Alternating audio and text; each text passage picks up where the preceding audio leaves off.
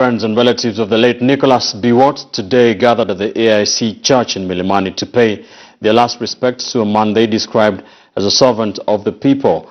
Memorial service attended by former President of Tanzania, Kikwete, and the NASA presidential candidate, Raila Odinga, comes just 2 days before the man popularly known as Total Man is laid to rest in the county of Elgeyo Marakwet.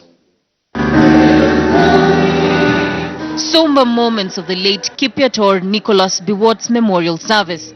A once powerful minister who was eulogized as a noble, wise man who offered a helping hand to anyone who required assistance. The next day, I am told by the lady herself, that poor man who was on a very low salary, who had no diplomatic status, came to my husband's office, a poor and humble man. My husband took his hand, took him down to another office in Nyayo House and said, that man must be helped now.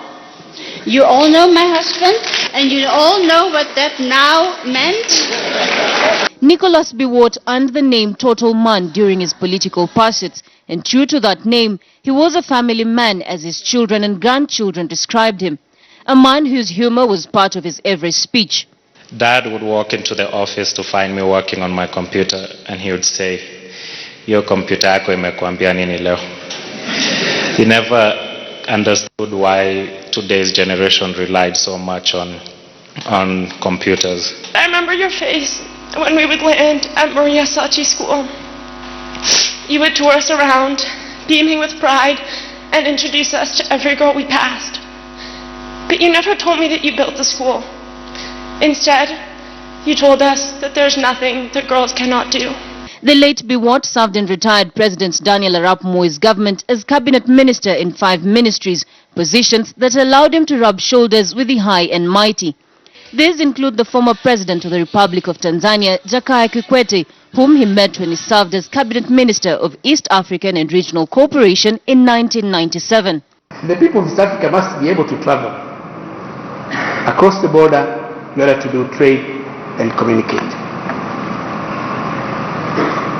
So we had to undertake this whirlwind tour around the world with Mr. Biwott, Rebecca Kadada. Really fun. Kwa hiyo, that's why I say emphatically kwamba East Africa has lost one of its dedicated sons. Biwott also served as Member of Parliament for Keyo South constituency for 28 years, and political leaders have described him as a man whose leadership and wisdom helped to shape Kenya's political field. He did show us a sign of great leadership by conceding defeat very fast, na akanipongeza, and from 2007 to as late as last month, the other month, he has been supporting me in developing the constituency and other elected leaders. The late Biwott will be laid to rest on Thursday, the 20th of July at Kaptarakwa, Elgeyo Marakwet County. To Kenya, the late Nicholas Kikwete Biwott will be remembered as a great patriot. Despite his silent and calm nature, his influence on the corridors of power was loud. To his family, he will be remembered as a man of great counsel, but most of all, a family man. Raquel Muigai, KTN News, Nairobi. You're watching KTN Prime, and KTN News, where news is our main business.